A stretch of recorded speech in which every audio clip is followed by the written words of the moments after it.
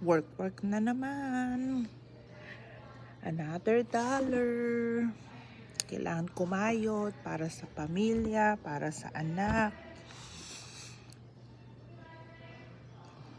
I have one more day to work. And then I'm off for 1 day.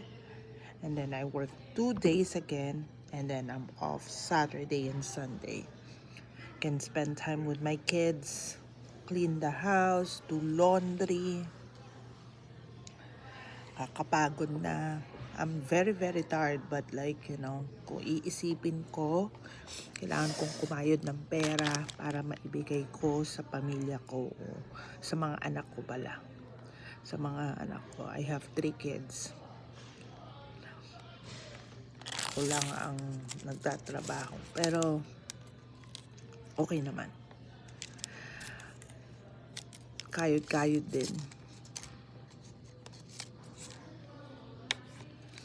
Now, before I head to work, before I start working, I already did, but I had a break to drink my coffee. Of course, Wawa coffee, good. I got marble cake, really good too.